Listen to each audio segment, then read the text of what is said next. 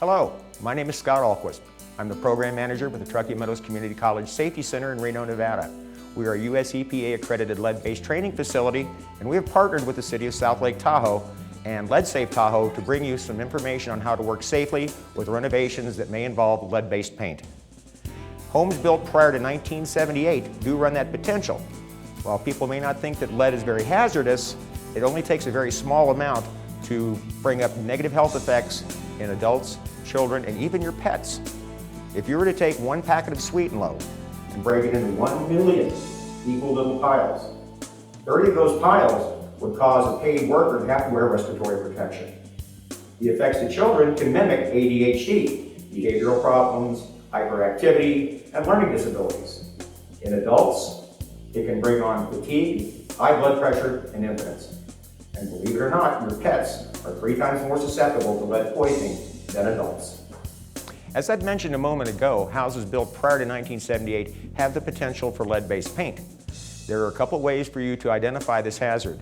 One is to contact the California State Department of Public Health and request the assistance of a California certified inspector or assessor, or you can just proceed in a lead-safe manner, presuming the presence of lead-based paint.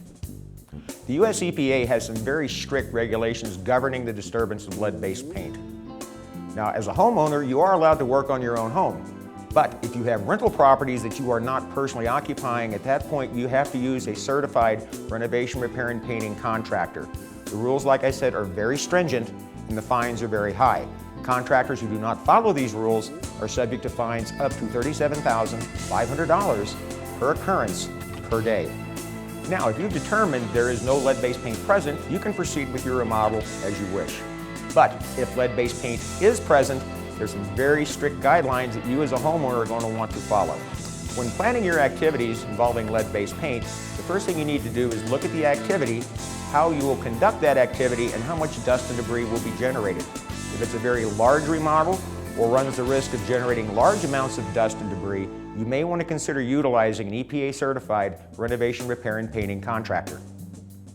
Now, even though as a homeowner you are not regulated to follow the rules set forth by the US EPA, it's highly recommended that you follow the same lead-safe work practices that contractors are required to. The first thing you want to look at, besides the size of the job and the amount of lead that you will be disturbing, is how many areas of your home will be affected.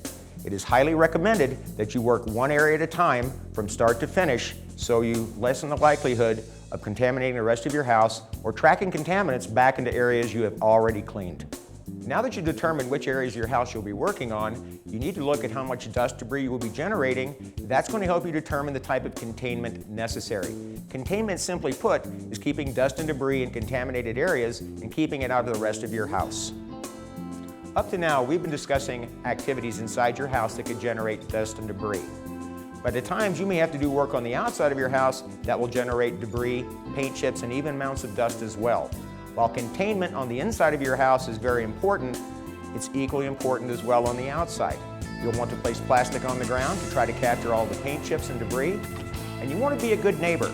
Contractors are required to contain dust if you're within 10 feet of a property line. If you're within 10 feet of your neighbor's house or their property line, like I said, be a good neighbor, contain all the dust and debris as best you can. Now that you've determined the type of containment necessary to keep the dust and debris in that one specific area, now you have to determine how you're going to conduct the activity. You want to try to work in a manner that generates the least amount of dust and debris as possible. So instead of using, say, a Sawzall, you may want to take the extra time and use a utility knife. It may take you a few minutes longer, but the cleanup at the end will be much easier and much safer for your family. When conducting your cleaning activities, you really want to stay away from dry cleaning. All that will do is spread dust throughout not only your area that you contain, but also possibly through the rest of your house. You always want to do wet cleaning, utilizing a product similar to this, a wet wipe. These are really good. Solid waste, they can go into your contractor bag. You never, ever, ever want to use water. By using water, you're creating contaminated water and you'll have no way to legally dispose of that. Now to this point, we've talked about keeping the dust inside specific areas, also known as containment, inside and outside. We've talked about working in a lead-safe manner and minimizing the dust and debris generated. But now you have to consider how to protect yourself with what is known as PPE, or personal protective equipment. And like the containment, the PPE selected will have to match the hazards of the lead dust that you as the homeowner may be exposed to. As I mentioned earlier, the type of activity you're going to conduct will help you determine how to contain or keep contaminants from spreading throughout your house or your property. But now you have to be concerned about your own safety as well. The activity may require that you only wear eye protection, goggles, gloves, and what is known as a HEPA mask with a 100 rating. The other activities that are very dusty may also require you to use a Tyvek suit with a head covering. The whole key here is to keep the dust away from you so you are not exposed. Now, we talked about the need for wearing personal protective equipment, and that's to keep the dust off of your bodies and out of your bodies. But equally important is how you remove that protective equipment without cross-contamination. Something as simple as removing your gloves improperly can contaminate you with lead dust. The proper way to remove your gloves is to reach down and to grab the glove about an inch below the cuff. Pull your hand approximately halfway out to where your fingers are like this.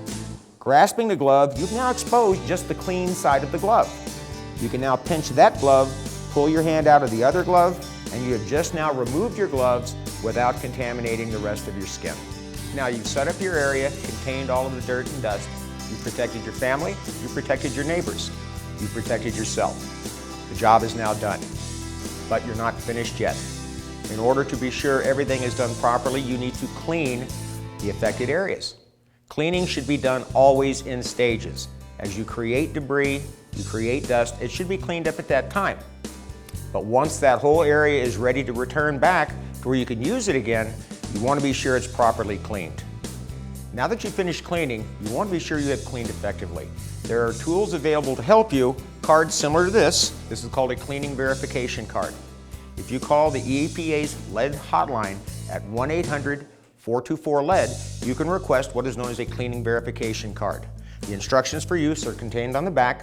Simply put, you will take and wipe areas down and then compare them against the samples here through this window, and if it is lighter than this, you've pretty much passed your cleaning. If it's darker, you're going to want to clean again. Now that you've finished cleaning and you've collected up all of the waste, it needs to be contained in a contractor grade or a very heavy-duty garbage bag. The way that you seal this bag is very important to ensure there is no release of dust and debris to the environment. What you want to do is to gather the bag from the top, being careful not to squeeze and push air out. Bring it up, reach down about 1 foot, and squeeze it together, just like this. Once you've done this, hold it tight and begin to spin this as you start taking it all the way to the top. Just like this. Once you've got it to the top, take your duct tape, bend this back on itself, just like this.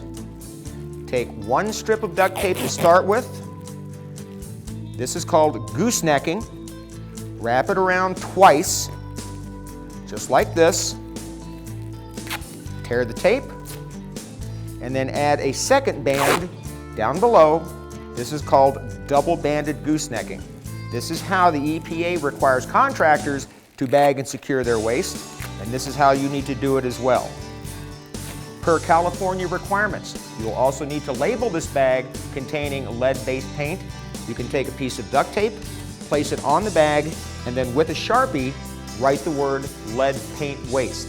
That way the people at the transfer station know what they're dealing with. So in this instructional DVD, we've covered some pretty specific points.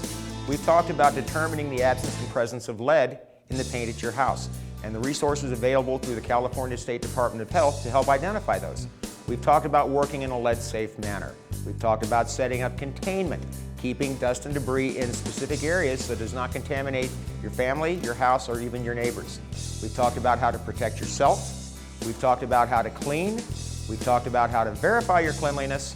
And we also talked about how to dispose of your waste properly. In parting, we'd like to leave you with some important things to remember. Please remember that lead is poisonous. You always want to work in a lead-safe manner. Lead dust moves easily. Be sure to contain each area before beginning work. Always clean as you go. Avoid dry sanding as it generates large amounts of dust. Wet sanding and cleanup is always best. Pressure washing generates hazardous waste and can contaminate the soil around your property. Make sure you and your tools are clean before leaving the contaminated area. And be careful not to release dust when goosenecking your trash bag, and mark it appropriately.